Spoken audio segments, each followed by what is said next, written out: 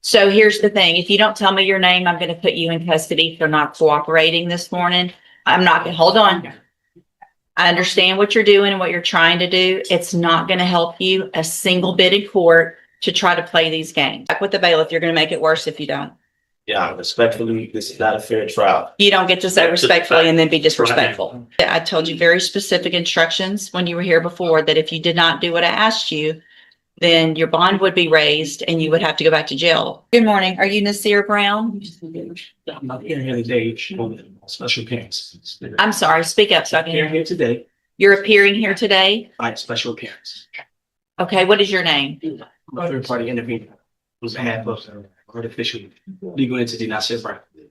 Okay. At one point in your, at some point in your life prior to being this third party, were you Nasir Brown? No. You're not him. I'm a third party intervener.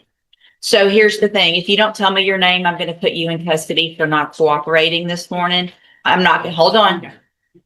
I understand what you're doing and what you're trying to do. It's not going to help you a single bit in court to try to play these games. That's relative. So are you Nasir Lewis Brown, or have you been him at some point in your life or not? Yes. Okay. So I'm going to call you by Mr. Brown because I'm not going to say all the words that you just said because you've now identified yourself as Nasir Lewis Brown. And so, Mr. Brown, this is your initial appearance and you have two cases. And cause number 26, I just asked you not to speak over me. So here's the thing, Mr. Brown. I'm going to be very patient. I got the child subject matter jurisdiction going on record. Your challenge of the subject matter jurisdiction is overruled. Let me go through what I need to go through, okay? So this is your initial appearance, your first day in court. I'm required to go through what you're charged with by indictment. In cause number 26, DCCR 0322, you're charged with a third-degree felony offense of assault family violence by impeding breath or circulation from February 16th of 2026. And then in cause number 26, DCCR 0323,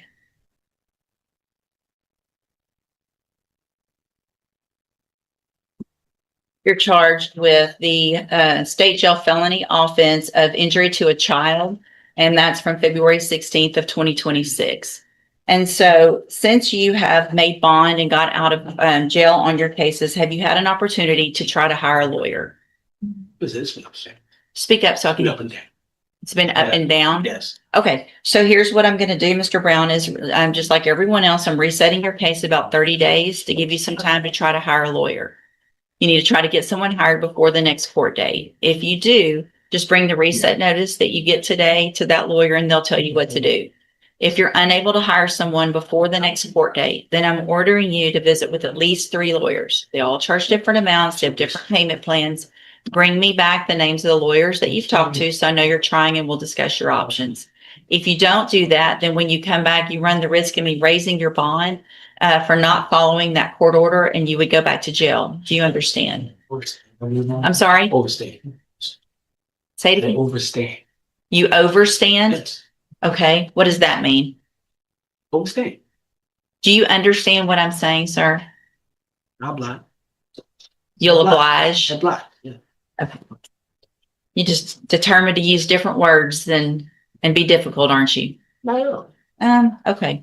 So as a condition of your bond, did you have a condition that you were not to have any contact or communication with the complaining witnesses in each of these cases, right? Okay. And so I want to make sure you understand the importance of that. And that if you do have any contact or communication with either of them, it would be a violation of that bond condition. If I find out your bond would be raised and you would go back to jail. Do you understand that as well? Overstand. You overstand. I'm going to guess that overstand is even better than understand. So you definitely know what I'm talking about, right? So we don't have any miscommunication today. You know exactly what I'm talking about. So I'm going to have you step in front of the clerk. You're going to sign a reset notice so you know when to be back in court and take care of those things before the next court date. All right, step in front of the clerk. Nasir Brown.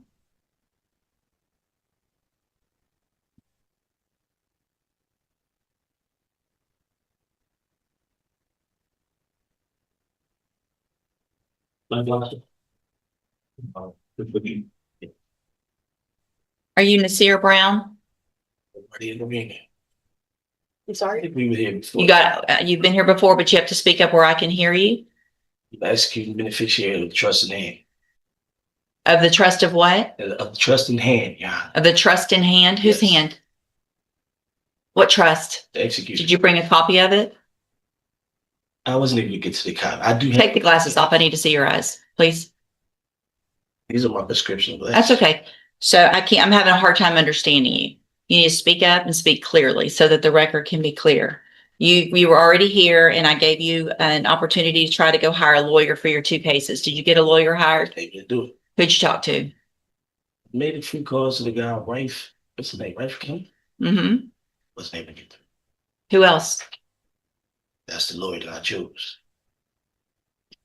So if you chose him, you should have gotten him high. I mean, he has the same, there's somebody that answers his phone every week. I understand. I know how it works. I told you to hire someone or visit with at least 3 lawyers. Made an attempt. You made an attempt? Okay. Did you go see Mr. Kimler? Did you make an appointment? Able to do that. Why not?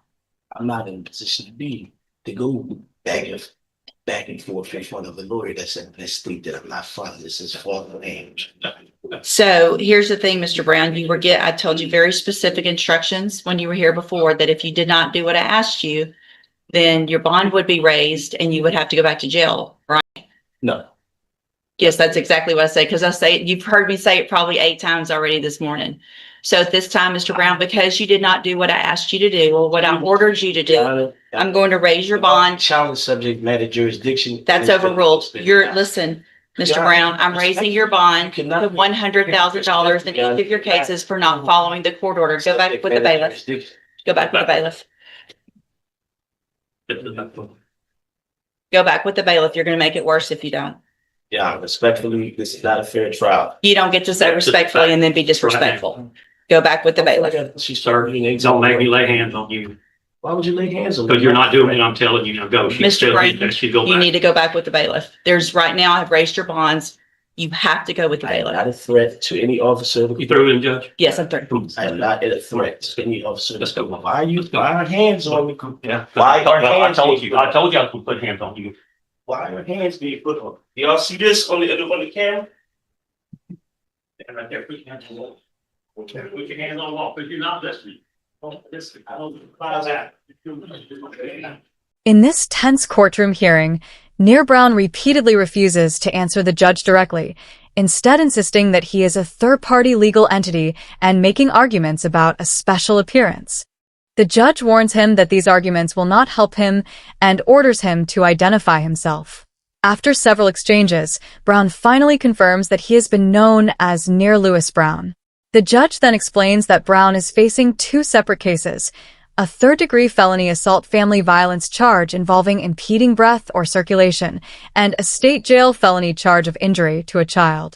Since Brown had already been released on bond, the judge gives him additional time to hire an attorney.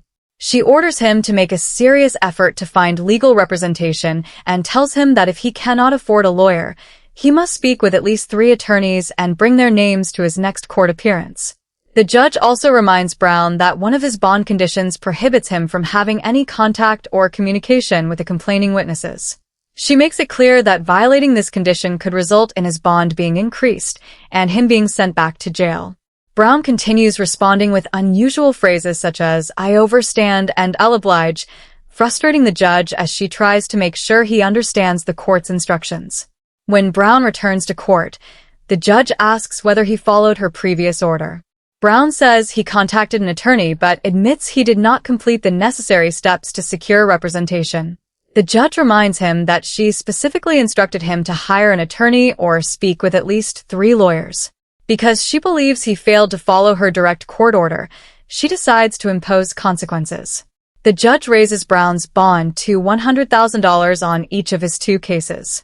She orders him to leave the courtroom with the bailiff, but Brown continues challenging the judge's authority and repeatedly claims that the proceedings are unfair. The judge tells him that his continued behavior will only make the situation worse and orders him several times to go with the bailiff. As the bailiff attempts to escort Brown away, the situation becomes increasingly tense. Brown questions why the officer is putting hands on him, while the judge reminds him that he was already warned to comply. The courtroom ends in a chaotic confrontation, with the judge standing firm on her order and Brown continuing to resist and challenge the proceedings.